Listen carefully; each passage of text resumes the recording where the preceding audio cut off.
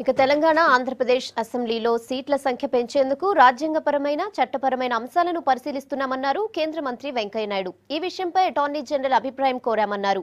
లాటరీలో రాష్ట్రాలు మారిన రాజ్యసభ సభ్యుల విషయంపైన న్యాయశాఖ అధికారులతో చర్చించామని చెప్పారు. ఇక భద్రాచలం ప్రాంతంలోని 5 గ్రామాలను తెలంగాణలో కలిపే విషయంపై 2 రాష్ట్రాల ముఖ్యమంత్రులతో మాట్లాడతామన్నారు వెంకయ్య. టీఆర్ఎస్ ఎంపీలు కేశవరావు, వినోద్లు వెంకయ్యను కలిసి సమస్యలను ప్రస్తావించారు.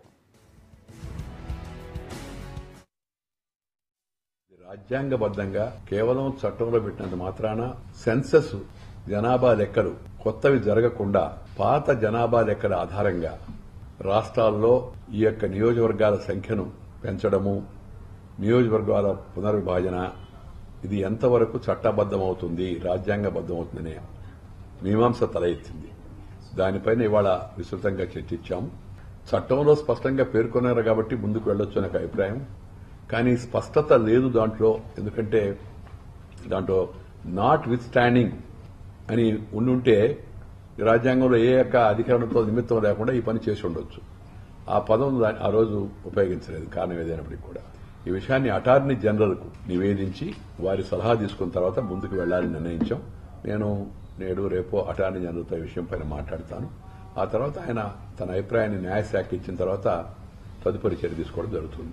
రాజ్యసభ సభ్యులు తెలంగాణ ప్రాంతానికి చెందిన వాళ్ళు, కొంతమంది ఆంధ్ర ప్రాంతానికి చెందిన వాళ్ళు, కొంతమంది తెలంగాణ ప్రాంతానికి ఈ లాటరీ పద్ధతి ద్వారా కేటాయించడం జరిగింది. ఎందుకంటే లాటరీ అని రాసి ఉంది.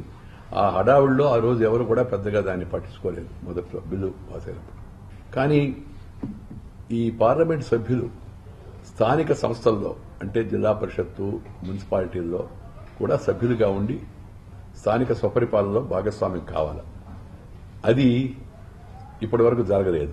జరగకపోవడానికి కారణం ఏంటంటే, ఇప్పుడు కేశవరావు గారు ఉదాహరణకి వెళ్ళి కృష్ణా జిల్లా పరిషత్ మీటింగ్లో పాల్గొవాలంటే చట్టాన్ని సవరించాల్సి ఉంటుంది.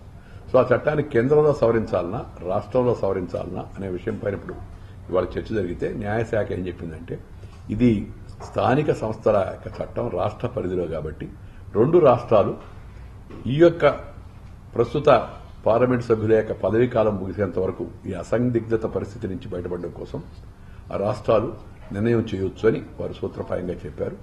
నేను తదుపరి అటు ఆంధ్రప్రదేశ్ అడ్వకేట్ జనరల్తోనూ తెలంగాణ అడ్వకేట్ జనరల్తోనూ మాట్లాడి ఆ రాష్ట్రాల ముఖ్యమంత్రితో కూడా మాట్లాడతాం. ఆ విధంగా వాళ్ళు పరిపాలనాపరమైన నిర్ణయం తీసుకోవచ్చు అని చెప్పని ఇందాక చర్చల అనంతరం మాకు కూడా అనిపిస్తూ ఉంది. అది కూడా తాత్కాలికం కాబట్టి.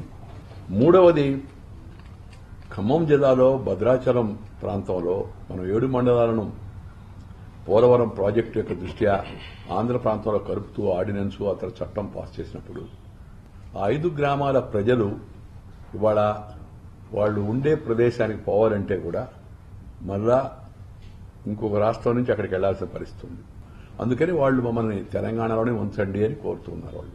సో దాని విషయం చర్చిస్తే వాళ్ళు ఏమన్నారంటే, న్యాయశాఖ ఏం చెప్పిందంటే, ఈ విషయం 2 రాష్ట్రాల ప్రభుత్వాలు అంగీకరిస్తే అప్పుడు కేంద్ర న్యాయశాఖ ఆ విషయంలో ఎలా ముందుకు వెళ్లాలనే విషయంపై నిర్ణయం తీసుకుంటుందని చెప్పడం జరిగింది.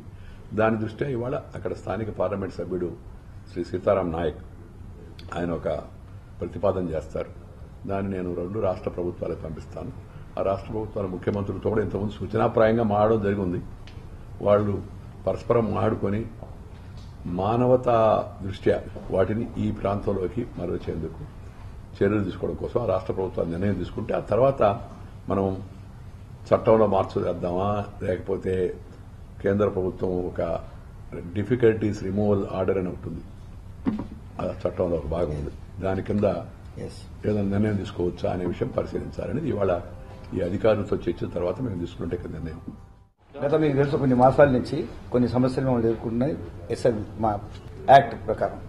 అయితే దీన్ని మనం సీనియర్ మినిస్టర్ కాబట్టి ఆంధ్రప్రదేశ్ తెలంగాణకి చాలా సన్నిహితుడు కాబట్టి వీరితో మాట్లాడడం జరిగింది. సమ్ అండర్స్టాండింగ్ వచ్చింది. ఇన్ ప్రిన్సిపల్ కొన్ని అగ్రిమెంట్స్ అయినాయి. దాన్ని న్యాచురల్లీ ఒక గవర్నమెంట్ అనగాని ఆ ప్రాసెస్ పూర్తి చేయాలి. ఆ ప్రాసెస్ కున్నారు. వారు ఉన్నంత మాత్రం తప్పక జరుగుతుంది అని నమ్మకం మా ఇద్దరికి కలిగింది. ఆ తీరుగానే వేరే స్టేట్స్ కూడా కలుగుతుంది. ముఖ్యంగా ఏమిటంటే, మినిస్టర్ గారు రేపు ముఖ్యమంత్రులు కూడా కలవబోతున్నారు ఈ విషయం లోపల. దానివల్ల దీనికి బలం పుంజుకుంటుంది. మేము అనుకున్న 3 ఇష్యూలు ఇప్పుడు చెప్పింది. కానీ దీన్ని మేము పర్సూ చేసుకుంటూనే ఉంటాం. ఇది కంప్లీట్. ఇంత మాత్రాన్ని 3తో కొన్ని సమస్యలు యాక్ట్లు ఉన్నాయి. అవి కూడా అన్ని ఒకటేసారి తీసుకుని ప్లేట్లో తీసుకునే బదులు కొంచెం కొంచెం మనం చేసుకుంటా పోతే బాగుంటుందని ఈ 3 చాలా ముఖ్యమైనవి కాబట్టి వీటిని ఒక్కసారి నేను సాల్వ్ చేసుకుంటే వేరే విషయం వాళ్ళు దృష్టి తీసుకెళ్తాం.